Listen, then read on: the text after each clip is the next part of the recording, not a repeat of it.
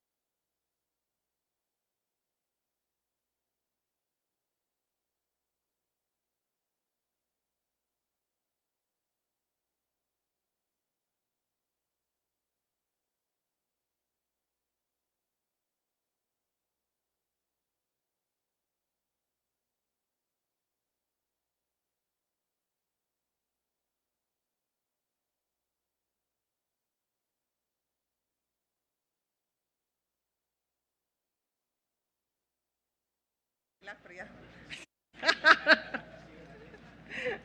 ¿Cómo están? Buenos días.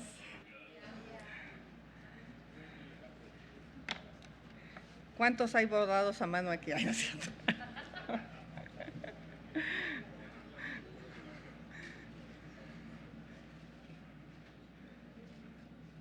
¿Listo? ¿Listo? Muchas gracias, buenos días, qué gusto que estén aquí todas y todos ustedes en esta conferencia de la verdad. Son bienvenidos todas y todos. Hoy vamos a hablar del tema de la salud. La mentira más cruel y cínica que nos repite el presidente López Obrador es que nuestro sistema de salud será como el de Dinamarca.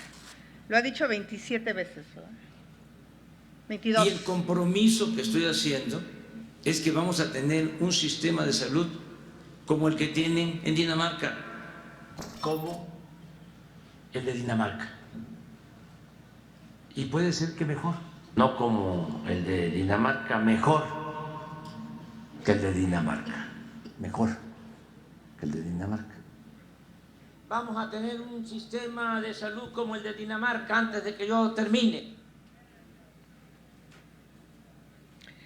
Pues está a 7 meses de terminar y después de 5 años de gobierno, el presidente sigue actuando como candidato, prometiendo algo que debió resolver ya como presidente.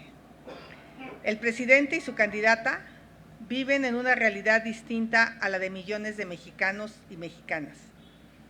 Ustedes y yo conocemos la situación, sabemos del sufrimiento que viven miles de familias. Esa es la verdad. Se estima que en 9 meses han muerto 1,608 niños con cáncer. ¿En verdad no les duele? ¿Seguirán pensando que los padres de esos niños son golpistas? Como ellos mismos lo llamaron. ¿No se dan cuenta que esas muertes pudieron haberse evitado? En lugar de compasión, el presidente y su candidata lo que han mostrado es una absoluta indiferencia por el dolor de los mexicanos. La actual administración federal desmanteló el programa de vacunación universal. Desde los años 80, en nuestro país teníamos una cobertura de vacunación muy alta. Sin embargo, la mala gestión por parte del gobierno de la 4T ocasionó desabasto de las vacunas contra el sarampión, la tuberculosis y la triple, que es la difteria, tosferina y tétanos. Algo muy grave es la falta de vacunas contra el virus del papiloma humano, que previene el cáncer cervicuterino y que hay que ponerla en una edad temprana a las niñas, ya que el cáncer cervicuterino es la segunda causa de muerte entre las mujeres. Según datos oficiales, pasamos de tener una cobertura de 90% en el esquema completo de vacunación a tener solo el 26.6%. Esto significa que solo 1 de 4 niños cuentan con esquemas completos de vacunación. Tendremos una generación completa muy vulnerable a enfermedades que estaban casi erradicadas. Están poniendo en riesgo la vida de nuestros niños. Lo mismo pasó con el Seguro Popular. Es posible que no haya sido perfecto, pero funcionaba y daba resultados. Lo eliminaron y al día de hoy no han podido sustituirlo. Primero el fracaso del INSABI, ahora intentan el IMSS Bienestar. La verdad es que hoy los mexicanos están menos protegidos que hace 5 años. Ahora ni siquiera encuentran las medicinas que necesitan y para colmo siguen con ocurrencias como la de la megafarmacia, que lo único que tiene de mega es el megacosto. En el primer mes de inaugurada y a pesar de haber recibido más de 12,000 llamadas con solicitudes de medicamento, solo surtieron 67 recetas. Seguro los anaqueles están casi vacíos. Yo creo que no tienen en existencia ni siquiera la pomada para el tutupiche que necesita tanto el presidente. Desgraciadamente, el problema en salud no acaba ahí. Tenemos un problema tremendo con la infraestructura hospitalaria. Hay hospitales sin terminar, otros sin los equipos necesarios. No hay camas suficientes. Y algo impensable, la falta de mantenimiento de un elevador en el IMSS de Playa del Carmen le costó la vida a una niña de tan solo 6 años de edad. No lo quieren aceptar, pero la verdad es que ha sido un gobierno que no valora la vida de los mexicanos. Muchas gracias y ahora sí a sus órdenes. Muy buenos días a todos. Arrancamos con Arturo Cerda de Latinus. Gracias, buenos días. Candidata, ayer información de origen internacional, el New York Times, pues revela o señala más acusaciones, investigaciones en contra del presidente de la República, su círculo cercano y esta presunta entrega de recursos millonarios en dólares por parte del crimen organizado para sus actividades de campaña. La reacción del presidente, virulenta contra el medio e incluso pues violando normas de protección de datos personales, mostrando en su conferencia el teléfono de la reportera que le envió la solicitud. Esto, ¿cómo abona a toda esta situación de lo que ha venido pasando en las últimas semanas, este señalamiento del narcopresidente y también la descalificación que hace el presidente, incluso hoy en la mañana, recargando a los medios de comunicación, acusándolos de quererse hechos a mano, y una expresión que no sé si cae o raya en la amenaza cuando dice que le bajen una rayita? Gracias. Muchas gracias. Primero decir que con la vara que midas serás medido. Bastaba una declaración para que el presidente iniciara una investigación. Hoy hay declaraciones, porque el New York Times, que por cierto yo le tengo un enorme respeto, tiene 10.3 millones de suscriptores, es un periódico desde mi punto de vista de centro izquierda, así es que el presidente no se puede quejar de que es algo contra su gobierno. No saca una investigación sin el rigor periodístico. Lo que el New York Times da cuenta es que hubo una investigación, que hay testigos protegidos, que hay personas que declararon. ¿Bastaría esas declaraciones para que el presidente pidiera que se haga una investigación aquí en México, que pida el expediente del New York Times, que se entere quiénes son las personas que están involucrando a su familia? Él dijo claramente que no iba a proteger ni a sus colaboradores ni a su familia. ¿Por qué hoy declaraciones que seguramente tienen su poder el New York Times y que sabe, porque él no va a inventar algo que no existió? La investigación sí existió. Y si por motivos políticos hoy no está vigente, eso no quiere decir que no haya existido. Así que los de Morena, que ni se emocionan diciendo que no hay nada, no, sí hubo. Y tenemos que saber los mexicanos qué es lo que hay en ese expediente, quiénes son las personas involucradas, porque a mí lo que me dice la gente es que ahora entienden lo del culiacanazo, ahora entienden lo del saludo a la mamá del Chapo, ahora entienden por qué no se le ataca a los delincuentes y por qué se les da abrazos. Esa es la verdad. La verdad es que en la vida real este gobierno no ha atacado a los delincuentes. Este gobierno ha permitido que la delincuencia se apodere del 35% del territorio nacional. Entonces yo le diría al presidente, para usted bastaron simples declaraciones de personajes para abrir investigaciones.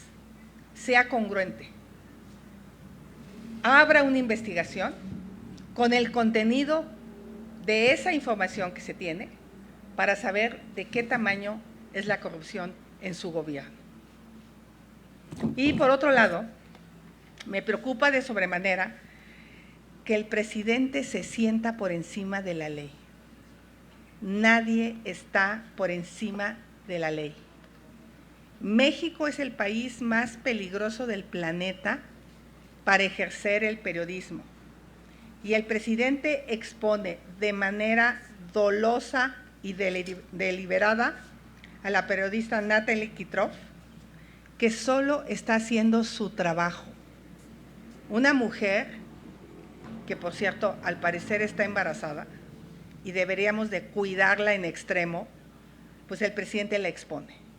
Toda mi solidaridad para ella, y que sería interesante que conociéramos pues el reportaje completo, que conociéramos las fuentes que en segunda ocasión involucran al presidente, porque el anterior reportaje de ProPublica habla del 2006 y este reportaje habla del 2018. Este gobierno está obligado a investigar y esclarecer el contenido de lo que se dice en este reportaje. Gracias. Roberto Vizcaíno, independiente. Buenos días, candidata. Yo iba a preguntar exactamente lo mismo y abundo un poco. Este ya es un gobierno bajo sospecha, no hay otra. O sea, es imposible que el presidente se haga a un lado en esta circunstancia que estamos viviendo ahora. Y en esa circunstancia estamos metidos todos los mexicanos. ¿Qué debería ocurrir? ¿Qué pediría usted a los partidos políticos? ¿Quién tendría que poner topes dentro de México a esto que está ocurriendo? Porque pues no es una cosa solo del presidente de la República, es del país entero, del gobierno, del Estado mexicano. ¿Qué hacer frente a esta circunstancia? ¿Abrir una comisión de la verdad? O sea, ¿qué hacer como mexicanos frente a este hecho? Pues yo insisto que los hechos rebasan los dichos. Si el presidente hubiera sido un hombre que enfrentara la delincuencia, que aplicara la ley, pues obviamente serían inverosímiles estas investigaciones. El problema es que esto que se investiga, pues a mí lo que me dicen los ciudadanos es que les parece lógico que esté pasando. Si hay esta impunidad, pues de alguna manera tiene que ver con estos tratos en lo oscurito que se hayan hecho en el pasado. Pero yo insisto, si el presidente siente que está siendo difamado, está obligado a poner una denuncia en los Estados Unidos. Hoy nos dice el canciller que la DEA está enojada. No sé si la DEA está enojada o no con México, pero la DEA tiene testigos protegidos. Y el presidente, con testigos protegidos, abrió casos de investigación tremendos contra la oposición. O sea, cuando se trata de la oposición, el presidente le da credibilidad a los dichos. Cuando se trata de su gobierno, de sus familiares y de sus allegados, son calumnias. Que se investigue y que se haga público. Y ya veremos si en el Congreso se abre una comisión de la verdad de todo esto que ha pasado y todas esas concesiones que se le ha dado a la delincuencia organizada durante este sexenio. Gracias. Víctor Barrera, Posta MX. Buenos días, candidata. También con el mismo tema, el presidente ya le ha dado mucho tiempo a tratar de defenderse a través o de forma mediática. Él tiene un dicho, el que nada debe, nada teme. Entonces, ¿por qué se trata de justificar mediáticamente y no lo hace jurídicamente? ¿Usted cree que ahí sí existe algo que tiene atrás Andrés Manuel o sus familiares? Sería una primera pregunta. Y la otra, en relación a lo que ha ocurrido con Arturo Saldívar y el presidente, es decir, hubo injerencia con las mismas confesiones de Andrés Manuel de que él ingería en cuanto a las resoluciones de los jueces, y eso es violentar la Constitución.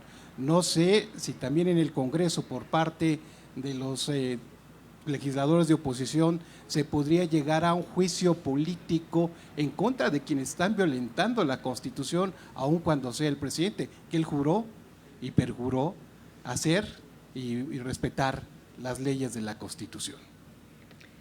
Sí, yo he insistido que el presidente está obligado a poner una denuncia por los dos casos, por el de ProPublica y por el de New York Times, ambos casos periodistas súper prestigiados, que aclaro, los periodistas de lo que dan cuenta no es sus visiones personales. Ellos de lo que dan cuenta es que hay investigaciones. En el 2006, de posibles aportaciones de la delincuencia organizada a su campaña. Y en 2018, hay investigaciones de que personas cercanas al presidente, yo desconozco quiénes, recibieron dinero. Pues es importante que se investigue, porque pues el presidente no tiene control, y tan no tiene control, que toda la familia está metido en negocios. Aquí lo denuncié, 100,000 millones de pesos a los Beltrán, millonarios contratos a las familiares, a los amigos de los hijos. La evidencia es brutal. Los cercanos al presidente son unos zampones, son unos bandidos. ¿Por qué no pensar que también pudieron rebasar la raya e involucrarse con la delincuencia organizada. La evidencia ahí está. ¿Por qué lo del Culiacanazo? ¿Por qué le llama con todo respeto al señor Guzmán cuando a la oposición la agrede? O sea, pero le tiene un respeto tremendo. Yo insisto, él no se va a poder quitar ningún hashtag, ningún mote, mientras él mismo no aclare todo esto que está pasando. Y aclarar no pasa por descalificar a una periodista. Pues mientras no pase al siguiente punto, no vamos a ver qué está pasando. A mí sí me gustaría conocer quiénes son las personas involucradas, qué evidencias tiene la DEA, quiénes son los testigos protegidos, qué evidencias le han dado a la DEA. ¿Hay videos, hay llamadas, hay fotografías? ¿Qué es lo que tienen para haber presumido que podía haber un involucramiento del crimen organizado con gente cercana al presidente? Eso solo lo sabe la DEA y eso solo lo podemos saber los mexicanos si el presidente exige que se haga pública esa información. Y lo de Arturo Saldívar, pues es un hombre moralmente derrotado por donde lo veas. Es un hombre que estuvo al servicio del poder antes de estar al servicio de los mexicanos, porque él lo que tenía que hacer era hacer valer la Constitución. Y él quiso declarar inconstitucional la ley de la industria eléctrica que atenta contra la Constitución, que dice claramente el derecho que tenemos todos a tener un ambiente sano. El día de hoy estamos en contingencia ambiental por el uso de combustibles fósiles en la termoeléctrica de Tula y por la refinería. Están matando a los habitantes del Valle de México. Vean la cantidad de enfermedades que hay en Hidalgo de carácter respiratorio y los problemas respiratorios que hay en esta ciudad que tienen que ver con pulmones irritados, con pulmones inflamados por la contaminación en la que estamos inmersos los ciudadanos. El ministro Saldívar tenía en sus manos declarar inconstitucional una ley que atentaba contra la salud de los mexicanos y prefirió quedar bien con el presidente. Hasta hizo un truco con la votación, ¿no? Repitió la votación cuando ya había sido votada inconstitucional para obligar a darle la vuelta, porque no podía quedar mal con el presidente. Entonces, él no sirvió a la Constitución, él sirvió a sus intereses para seguramente recibir su premio ahora en el equipo de trabajo de la señora Sheinbaum. Ahí serán los legisladores que decidan qué hacen. Aquí está mi querida Kenia. Gracias, Araceli Rivera, Bloomberg. Candidata, yo tengo dos preguntas. La primera es, bueno, el día de hoy vemos que hay la presencia de muchos medios compañeros internacionales que seguramente pues están molestos y se sienten agredidos por algo que nos pasa a los medios de comunicación en general todos los días. El presidente dice que hay libertad de expresión y que no hay persecución a nadie. Sin embargo, hace unos meses se filtró la lista de los reporteros que en presidencia la cubren y se dieron a conocer sus credenciales del INE, sus datos personales. Esta situación antes también había habido otro tipo de filtraciones o algunos señalamientos directos todos los días en la mañanera a medios de comunicación a los que llama el presidente corruptos. ¿De verdad hay libertad de expresión actualmente en México, candidata? La verdad de las cosas es que yo no siento que al menos en ese espacio se ejerza la libertad de expresión. Generalmente le dan la palabra a medios a modo del presidente, preguntas que el presidente mismo quiere que le hagan. El presidente ataca a cualquier medio que saque alguna nota que afecte a su gobierno. Él quisiera que todo mundo dijera que México está mejor que nunca, que ustedes cerraran los ojos y no dieran cuenta de las masacres, de los homicidios, de la falta de medicinas, de los niños con cáncer, del abandono al campo, del tema del agua. Ayer estuve en San Luis Potosí y es increíble cómo la ciudad está sin agua y las presas están vacías y este gobierno no hizo nada. Y aquí en la Ciudad de México no tenemos agua. La gente está comprando pipas y está pagando una fortuna. Has de decir, pues son los ricos, ¿no? Que paguen, ¿no? Pero tampoco los de Iztapalapa tienen agua. O sea, hay una crisis de agua y el presidente no lo ve. Y si tu medio saca una nota, sea cual sea el medio, sobre la falta de agua, entonces son medios que atacan al gobierno. No hay libertad de prensa. Yo sé de la presión que ha habido, por ejemplo, contra algunos medios que se han atrevido a sacar una encuesta más real. Les llaman, les dicen, los atacan. Yo lo que le diría a los medios de comunicación, piérdanle el miedo. Ese hombre habla mucho, pero la verdad de las cosas es que en la vida real sabe que no hizo un buen gobierno. Y los mexicanos también lo saben. No va a poder ocultar el sol con un dedo de la realidad. Y por eso se enoja tanto con los medios, porque en su interior él mismo sabe que su gobierno fue un fracaso. Candidata, y la segunda pregunta es que ayer Morena acudió al INE a presentar una denuncia en su contra, acusándola de utilizar o recurrir a las granjas de bots y trolls para influir en el voto. ¿Usted va a hacer algo? ¿Qué opinión le merece? ¿Va a presentar alguna denuncia? ¿Se va a defender? ¿Qué va a suceder con esto que ya ayer Morena presentó ante el INE? A las pruebas me remito. Yo no he gastado un solo peso en atacarlos.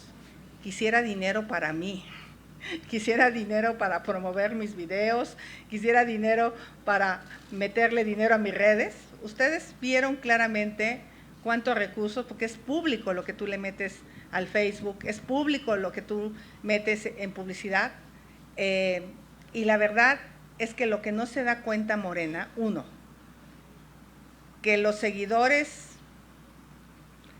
afines a la oposición estuvieron en el Zócalo, y esos no son bots, son personas de carne y hueso que están en las redes. Y dos, el presidente ha agraviado a muchos mexicanos. Entonces, que no voltee para acá. Aquí no le hacemos la guerra sucia. Aquí nosotros estamos enfocados a trabajar, a proponer, a tener nuestros spots listos para el día 1 de marzo, a tener nuestros equipos de campaña. Aquí estamos muy preocupados. Y aquí está el equipo. Ustedes pueden poner una persona a la entrada y ver toda la gente que viene. Y aquí, los que ven, somos los que trabajamos. Gracias. Héctor Figueroa, imagen. Buenos días. Dos preguntas. La primera, a raíz de lo que se ha publicado en Estados Unidos sobre el 2006, el 2018 y presunto financiamiento del narcotráfico a esas campañas electorales, ¿qué nos podría garantizar que en este momento no está entrando dinero del narcotráfico a la campaña de Claudia Sheinbaum? En este sentido, ¿usted propondría, dado que va a haber 3 candidatos a la presidencia, una especie de pacto para blindar que no entre dinero ilícito, dinero del crimen organizado a las campañas electorales, digamos un pacto de civilidad, un pacto ante la sociedad mexicana para blindar esta posible situación? Te voy a dar un dato. La señora Sheinbaum contestó que no sabía quién había pagado los espectaculares. Pues más vale que investigue, no haya sido el crimen organizado, que lo esté haciendo para quedar bien con ella. O sea, ¿cómo que no sabes quién te pagó espectaculares? Yo investigaría. Me daría muchísimo terror y preocupación no saber quién pagó espectaculares, no saber quién pintó millones de bardas o miles de bardas por todo el país. Ayer que estuve en San Luis, está tapizado San Luis de espectaculares y de bardas. O los paga el crimen organizado o los paga el dinero público. Porque ella declaró que se gastó 5 millones de pesos en la pre-campaña. Y si vemos la cantidad de espectaculares, yo que ella estaría preocupada de investigar quién pagó esos espectaculares. No nos vayamos a enterar en el 2030 que alguien financió de manera indebida espectaculares de la señora Sheinbaum. Esa no es una respuesta al INE. Yo por eso no tuve espectaculares, por una razón muy clara. porque no tenía dinero. Entonces, sí es preocupante y yo sí propondría un pacto de civilidad, porque la campaña que tiene los millones es la de enfrente. La campaña que tiene los excesos es la de enfrente. Sí, la segunda pregunta. El domingo anterior hubo, en la inscripción de Claudia Sheinbaum como candidata ante el INE, hubo un evento político en la explanada, un meeting de hecho, y ella presentó su plan de gobierno, sus propuestas de gobierno, sus 15 puntos de llegar a la presidencia. Hasta donde sabemos por la legislación electoral, en este periodo en el que estamos está prohibido hacer ofertas y propuestas de campaña porque las campañas todavía no inician. Esto, desde su óptica y desde su jurídico, ¿es susceptible de presentar una denuncia como acto anticipado de campaña por lo que ocurrió el domingo en la explanada del INE con Claudia Sheinbaum? Se lo hizo en su cara a los del INE.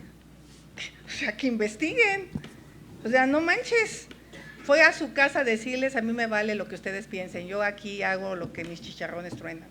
Qué barbaridad. Ni siquiera lo hizo en la Sierra Negra de Puebla, lo hizo en la explanada del INE. Vamos a ver de qué está hecho el INE. Por eso yo se los dije. Para mí la confianza está en su actuar cotidiano. Hay confianza en el INE, que actúen de manera correcta.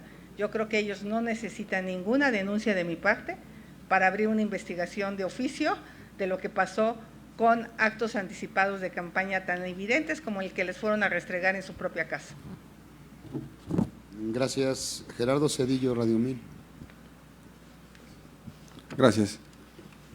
Candidata, quisiera preguntarte si no consideras que la actitud contumaz del presidente, es decir, ya él realmente pues, está instalado entre la defensa y lo demás, sus respuestas, sus formas, no sé si tú pienses que pone en riesgo incluso la elección con sus actitudes, porque bueno, pues él está impuesto a que tiene que ganar su candidata. Entonces, ¿tú consideras que esa actitud que tiene el presidente pudiera poner en riesgo la elección? Esa es la primera pregunta. Yo se lo dije claramente: saque las manos del proceso, señor presidente, y se lo vuelvo a repetir desde aquí. Usted ya fue presidente. Deje a su candidata demostrar que tiene la capacidad de estar en ese puesto.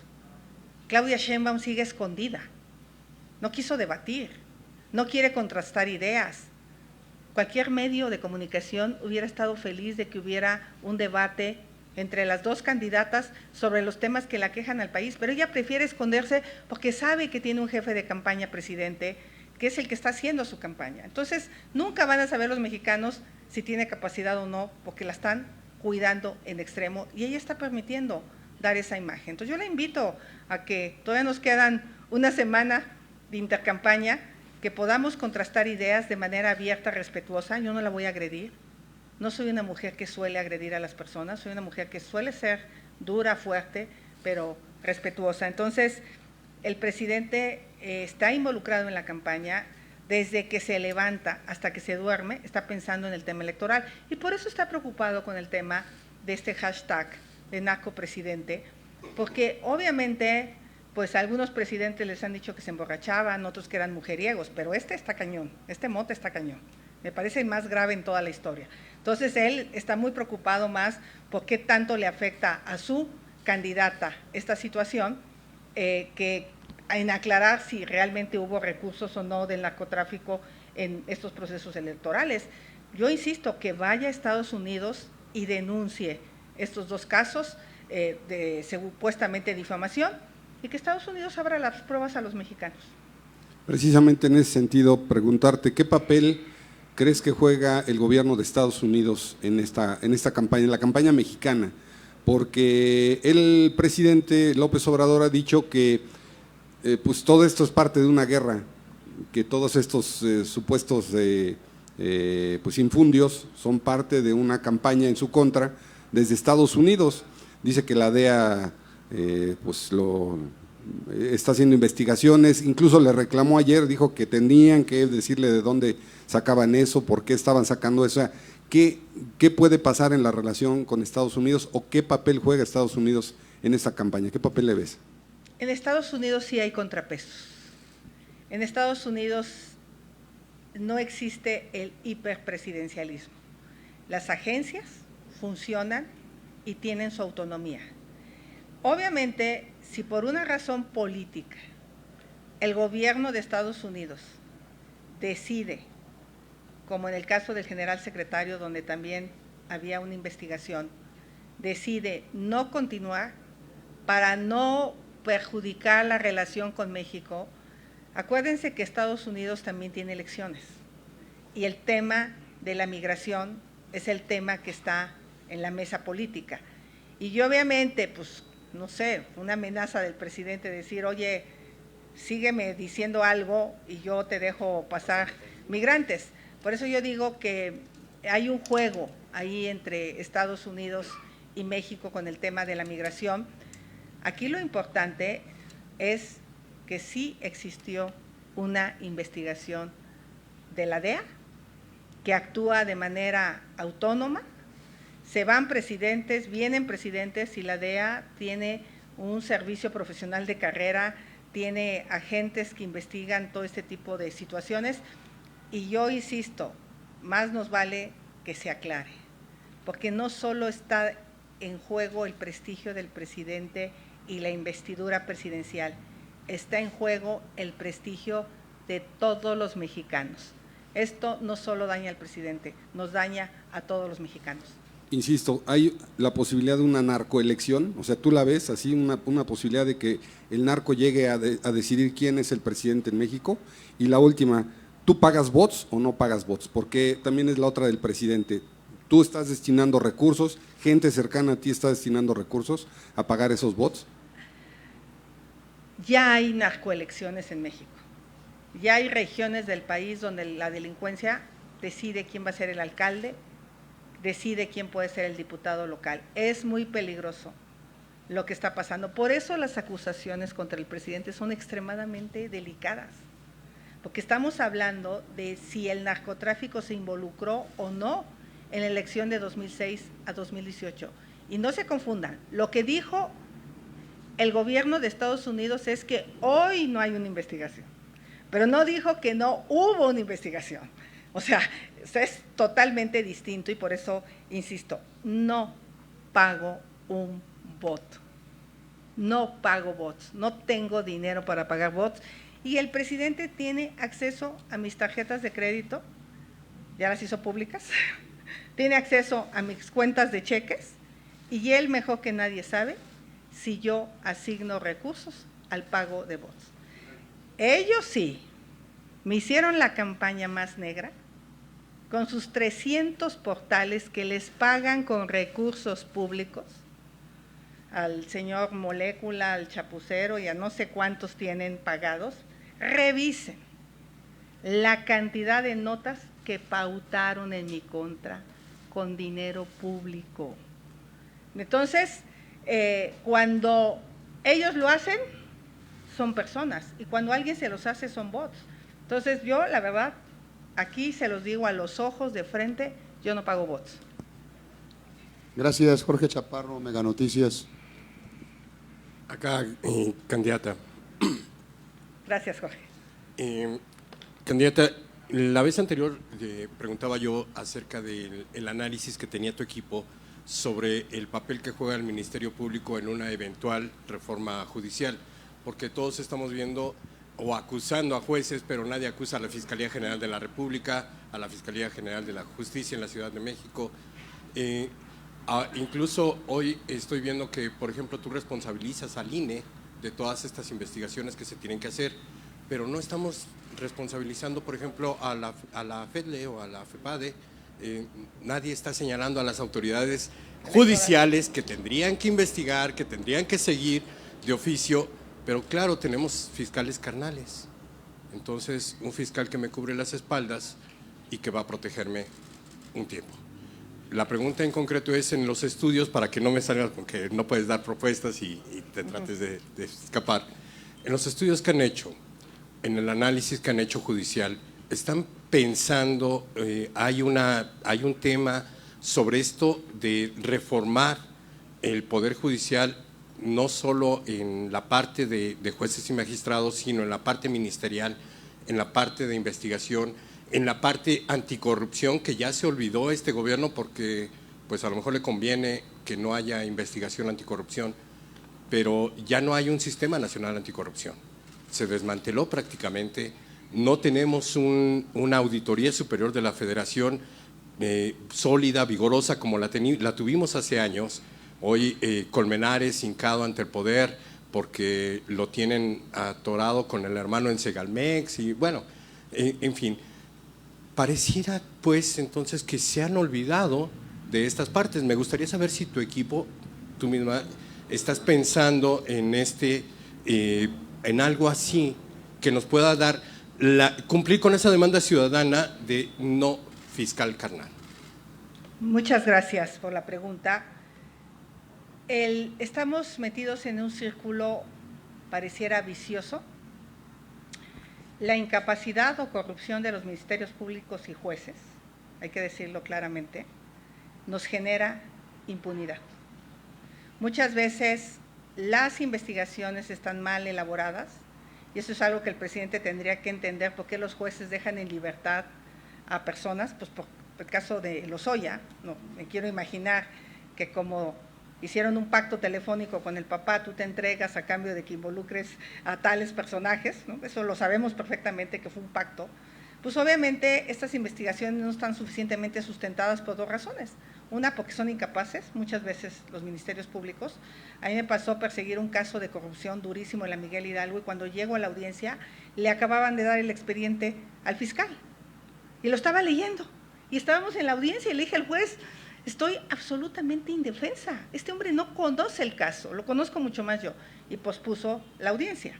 Entonces son mecanismos, ya sea que la autoridad genera para que haya impunidad, o realmente el pobre fiscal es incapaz porque trae 300 casos y no tiene manera de estudiar los 300 casos. Entonces, lo que los expertos me dicen es que tenemos que revisar qué casos se judicializan.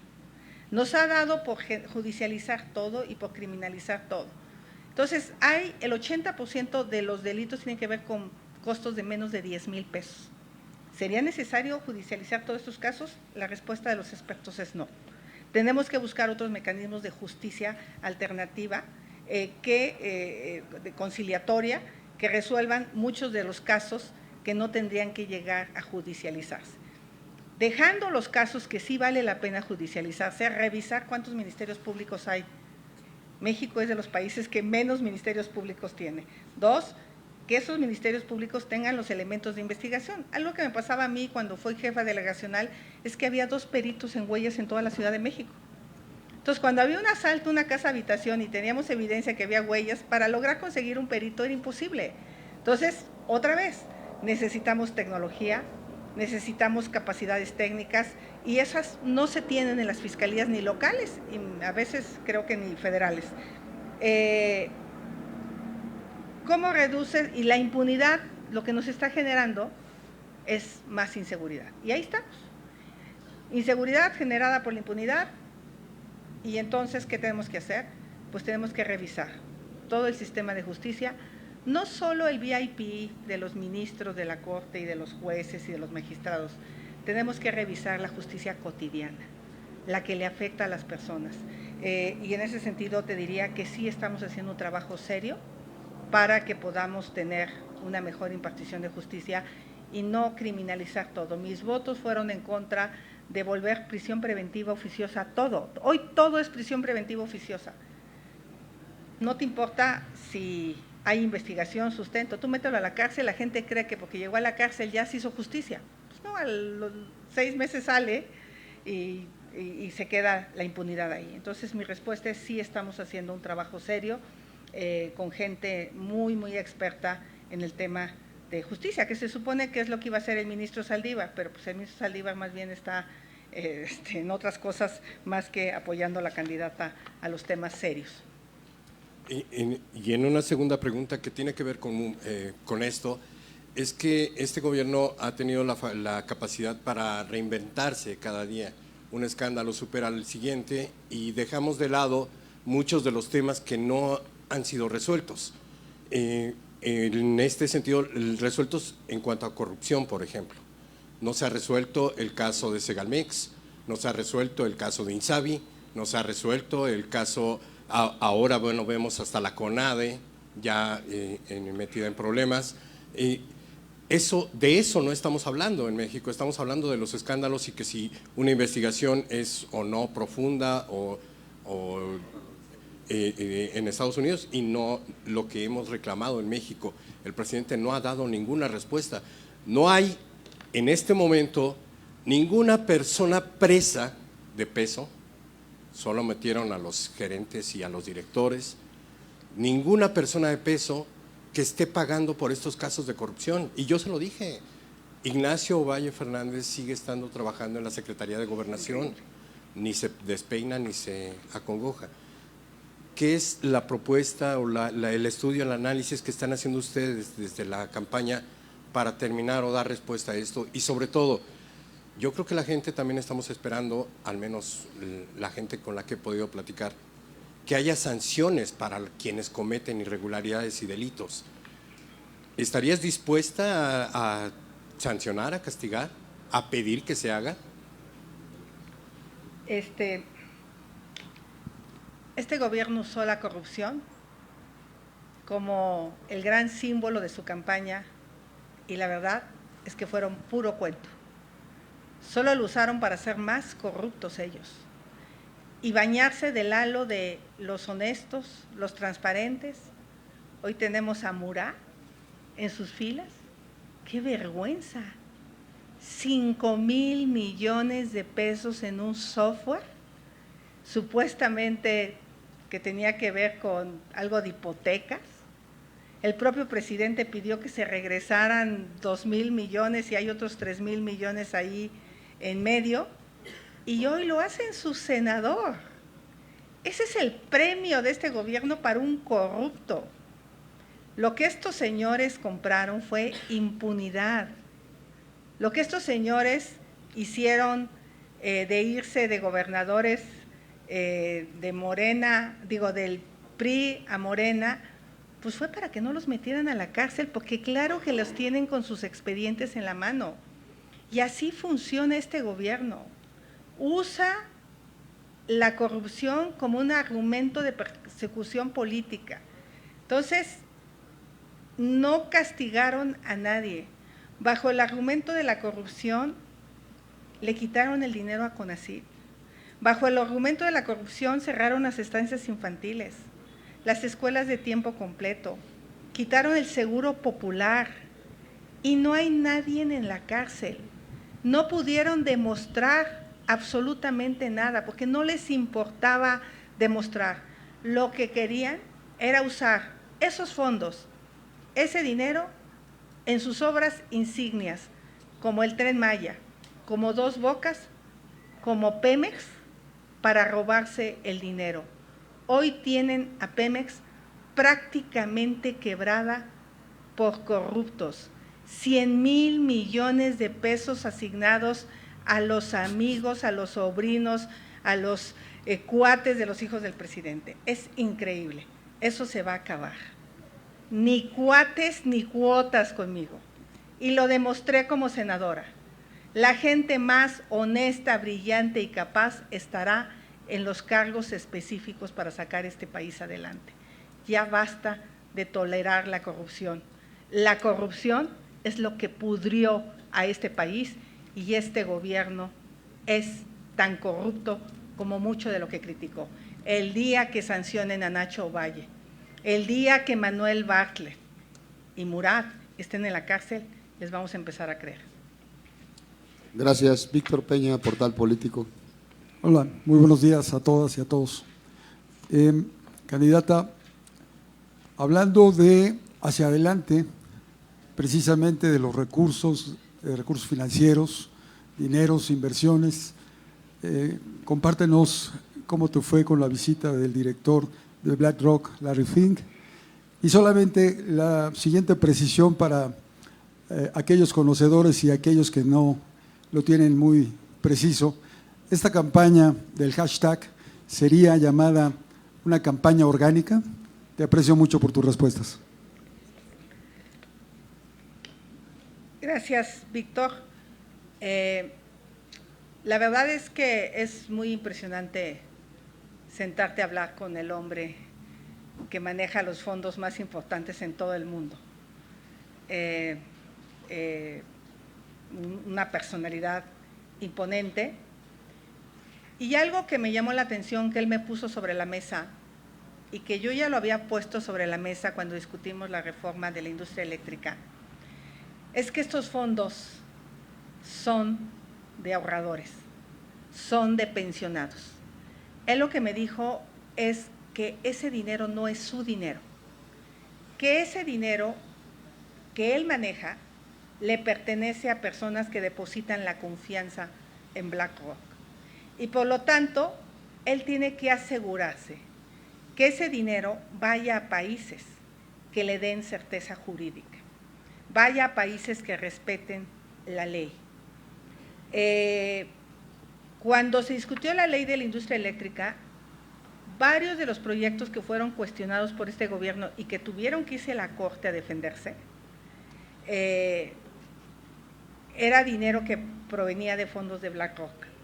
A lo mejor no se supo abiertamente, pero mucho dinero de ellos está invertido en desarrollos eléctricos, en infraestructura eléctrica, que por cierto hoy sigue sin estar conectada.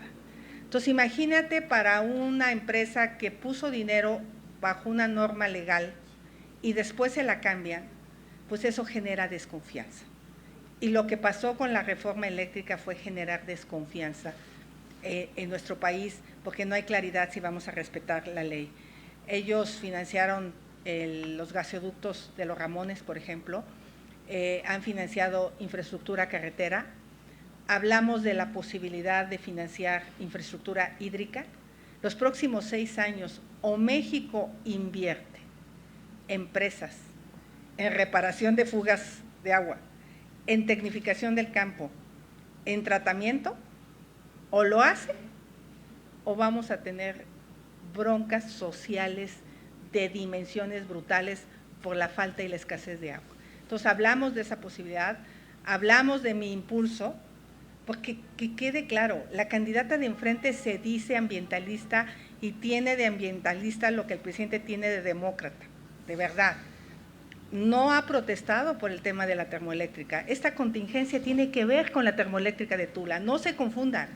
Nunca protestó, al contrario, fue a defender la ley de la industria eléctrica a la Cámara de Diputados. Entonces no sé qué le dijo a Larry Fink, no sé qué cuentos le echó, pero yo le hablé con la verdad. Yo le hablé de 5 cosas: recuperar el Estado de Derecho, 2, tener energía limpia y agua, 3, apostarle a capital humano, 4, invertir en más infraestructura, carretera, puertos, aeropuertos, y 5, recuperar la paz y la tranquilidad de este país para que puedan llegar las inversiones.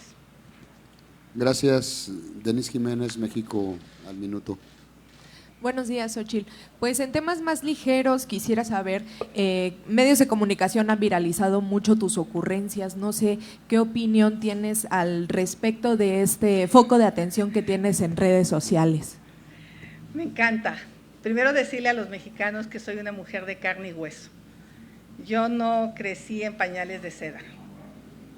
Yo conocí los cubiertos cuando llegué a la ciudad. Nunca había comido con cuchillo, cubierto, y me impactó. Yo soy una mujer, decían mis mejores amigas, media silvestre. Esa soy yo. Obviamente me eduqué, obviamente aprendo, pero nunca voy a negar mi esencia. Y si brinqué, es porque yo brinco cuando estoy feliz. Me encantaría saber cómo festejan ustedes algo, pero yo realmente estaba muy feliz el día de mi registro.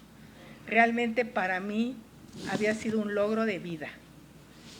Llegar a esta ciudad con una caja de huevo con mi ropa y 43 años después ser la candidata a la presidencia, creo que hay que festejarlo.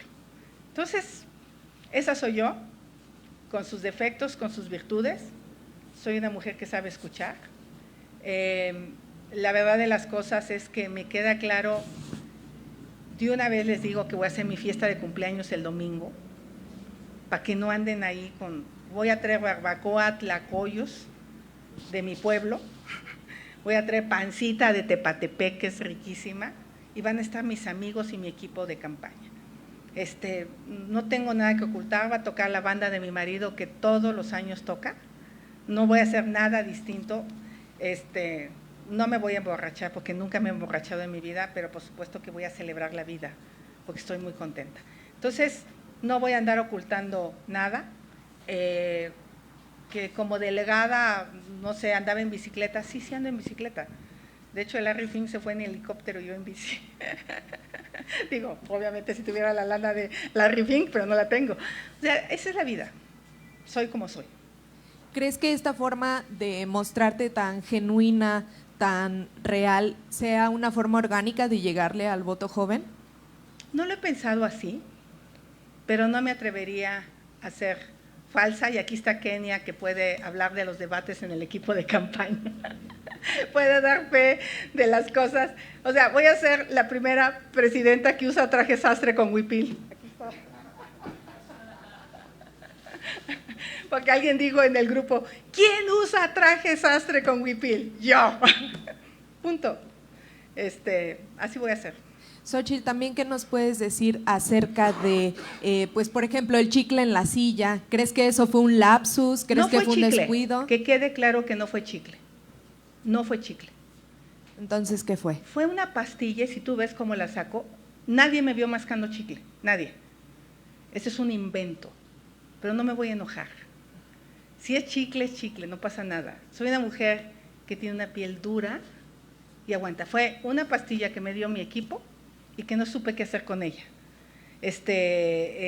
Era porque luego cuando hablo muchísimo se me va la voz, entonces lo que han optado es darme una pastilla y yo volteaba a ver quién se acercaba para que se la entregara, no tenía una servilleta, no tenía nada, y la puse en la orilla y la recuperé y me la volví a comer.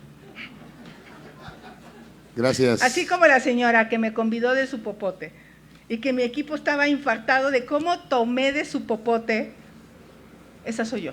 No le tengo asco a la gente. O sea, yo tomaba agua de la llave, donde todos los de la escuela nos poníamos en la llave a tomar y nos echábamos la baba de todos. Esa soy yo, punto. Yo no crecí, yo no iba a clases de ballet. Allá esa candidata está enfrente, aquí está otra. Aquí está una de carne y hueso. Gracias. Última pregunta, Máximo Allende, subjetivo. ¿Qué tal? Buenos días, candidata. El pasado 8 de febrero utilicé los cauces legales para tener más detalles sobre su gira a Nueva York. Disculpen que regrese al tema. Lamentablemente, la ley es la ley en la materia solo para casos específicos. En este caso, en el caso del INAI, normalmente suele actuar cuando hay temas de transparencia implicados hasta de manera oficiosa. Para este caso en particular, fundé y justifiqué mi solicitud de información, incluso con la liga de los actos públicos de su investidura como candidata del PAN a la presidencia de la República. No te preocupes, yo te doy toda la información. Bueno, o sea, no tienes que, o sea, los boletos de avión los pagué de mi cuenta personal. Si me permite terminar mi pregunta. No, digo, es que si eso, la verdad es que si quieres la información te la doy. Más bien quería compartir con usted este contexto de lo que el INAI me responde. Fíjese que le permite a Acción Nacional, su partido, responderme con un alcance de la información. Me pregunta el PAN, después de la pregunta que le hice, que le voy a compartir, deseando que usted nos pueda compartir esta información. Yo te la voy a dar toda la información, no te vayas por los cauces legales. No, pues permítame comentarle, porque la verdad porque es si que me lo hubieras pedido, te la doy. Para eso es digamos, para eso existe el INAI, ¿no? Para eso existen los mecanismos de transparencia. Yo pregunté… Es que creo que el INAI no aplica en este caso de la intercampaña. Fíjese que sí, porque bueno. Acción Nacional me pide que le responda si me refiero a su candidatura como de la Dirección Nacional, del Comité Ejecutivo Nacional o de la Dirección Estatal. Es decir, el INAI le permite al PAN responderme a mí una marrullería, o sea, ya me dio flojera. Me dice si… no, o sea, perdón si le doy flojera. No, ya me dio flojera todo este trámite que hay. Te prometo que lo vamos a hacer mucho más flexible, más fácil, más sencillo. Ese es uno de mis objetivos. O sea, no me dio flojera tu pregunta, ya me dio flojera todo esto que sucede para responder una pregunta tan sencilla. Bueno, tenemos que ser más eficaces, más eficientes, más directos, más claros, y ahí cuenta conmigo. Si tú quieres saber cómo financié mi gira a Nueva York, yo te la entrego personalmente. Pues le pregunto lo que le pregunté al PAN vía INAI y que pues, el INAI me respondió lo que le acabo de comentar. Me gustaría preguntarle que si nos pueda compartir los nombres, compartir las personas que viajaron con recursos partidarios, o sea, públicos, en el caso de la gira antes mencionada, así como que justifiquen su acompañamiento en esta gira. Ninguno viajó con recursos públicos. ¿Usted pagó su viaje a Nueva York? Yo pagué mi viaje a Nueva York, yo pagué mi hotel, el de mi equipo, fuimos un ¿Quién la grupo, acompañó? Ildefonso Guajardo, Carmen, 2 chicas que suelen acompañarme, una de que me hace todos los discursos o que estén aquí, la chica Amparo, ¿dónde está? Amparo, que es la que pone el iPad y todo, que esté en regla el discurso, y Cristi, que es la persona que me apoya en que no olvide nada. ¿Usted nos podría acercar las facturas, los recibos, Con todo gusto. el monto que Con gastó? todo gusto. ¿Con quién lo podríamos? ¿Sabes por qué las mandé por Viva Aerobús? Porque era bien barato. ¿Con quién podríamos recibir esa información, Yo candidata? con Max te la damos. En serio, conmigo no tienen que... Ustedes me pueden preguntar aquí las cosas directas y yo se las voy a contestar con sinceridad. No queríamos utilizar, digamos, su espacio para venir a inferir o a generar alguna intriga. Queríamos... ¿Tienes mi teléfono o el de Carmen? No tengo ninguno de los dos Te teléfonos. lo vamos a pero- dar, la mayoría de los periodistas lo tienen. Me dices, oye, por ejemplo, hay alguien que está investigando cómo se fue Sheinbaum al Vaticano. Nadie sabe. Nadie la vio en ningún aeropuerto. Yo ya le mandé a una periodista que tiene interés el boleto de avión a Madrid, el boleto de avión de Madrid a Roma, sin problema. Me lo pidió y se lo di. Mi yerno contrató un Airbnb y ahí nos dormimos y santo remedio. O sea, es muy sencillo porque de entrada a Roma no me acompañó nadie, más que mi marido, mis hijos y yo. Entonces, y mi yerno, que fue el que pagó el Airbnb, es abogado, no le va mal. Así de sencillo. Yo te voy a hablar siempre con la verdad, porque no tengo nada que ocultar. Afortunadamente soy una empresaria, dice el presidente que muy, muy exitosa, más o menos, y ahí me puedo financiar buena parte de mis gastos. Ingeniera, ojalá así de fácil fuera el poder acceder a la información. Lamentablemente el INAI pues te da 1000 vueltas. Imagínese para un ciudadano común y corriente aligerar o reformar el Es la INAI. parte que te digo que ya me dio flojera. Es realmente necesario. Todo el trámite que tienen que seguir los ciudadanos lo conozco y creo que gran parte de la reforma que tenemos que hacer en este país es, ¿por qué existe el INAI? Porque las dependencias no dan la información. Pues ojalá lo podamos modificar. Esa parte, ten la seguridad que cuando yo esté allá donde ya sabes que voy a estar, vamos a simplificar la entrega de la información. Su viaje a Nueva York genera pues muchísimas preguntas, particularmente en el contexto de la publicación del Washington Post. Perdón, compañeros, es que usted me interrumpió, entonces no pude plantear mi pregunta. Pero fíjese que efectivamente ya hay una denuncia en el INE por este asunto de los presuntos bots. Usted dice que no hay bots, pero lo cierto es que hay una investigación por parte de Pandemia Digital de Julián Macías que da cuenta de 500,000 tweets con errores en la redacción. Escribieron, por ejemplo, su nombre Xochitl Gálvez, en lugar de TL pusieron LT y ese error fue lo que permitió identificar a más de 5,500 cuentas falsas. Usted, que es ingeniera en computación, nos dice que usted no paga bots, pero lo cierto es que existen y lo que se alude en la denuncia que presentaron el día de ayer PT y Morena es que usted se benefició de esta campaña porque inclusive aquí mismo usted viene a decir en su conferencia, pero también en sus redes sociales, señor presidente, limpie su nombre y ocupa los hashtags de narcocandidato y narcopresidente. Al respecto, preguntarle, ¿qué platicó con el Consejo Editorial del New York Times? ¿Con quién se reunió? ¿Cuáles fueron los temas que abordó? Porque pues resulta, insisto, bastante interesante el que usted se haya ido a Nueva York a reunir con este periódico y luego, días más tarde, se dé esta presunta investigación de la cual, pues ojalá el New York Times pues circule ya los videos que dice tener sobre esta presunta vinculación del narco con el presidente de la República. No soy una mujer tan poderosa como piensas que soy. No incido en la línea editorial del New York Times, te lo puedo asegurar. La reunión, primero decirte, uno, que comparto contigo tu preocupación, que tener acceso a información sea tan complicado. Esa es la parte que me da flojera, el hecho de que tú tengas que hacer tantas argucias legales para obtener algo tan sencillo que es quién pagó mi viaje a Nueva York. 2, te vamos a entregar la información.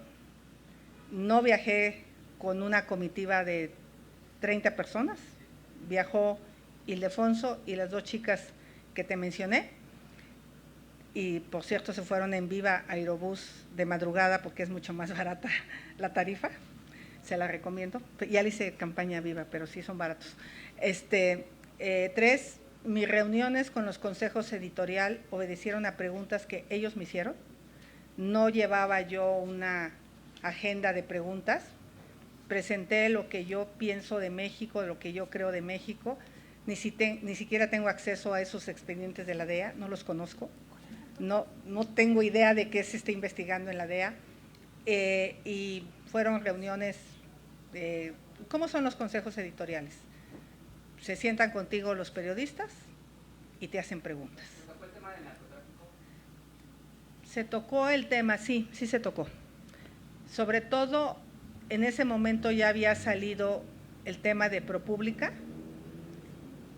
y de manera reiterada me preguntaron si yo creía que el presidente estaba involucrado en recibir recursos del narcotráfico, y lo que yo dije es, obviamente yo no tengo esa información, pero sí llama la atención los abrazos y los no balazos a los delincuentes. Sí llama la atención los saludos a la mamá del Chapo, sí llama la atención que el presidente, porque me lo dice la gente, ahora sí que me lo dice el pueblo bueno, como dice el presidente.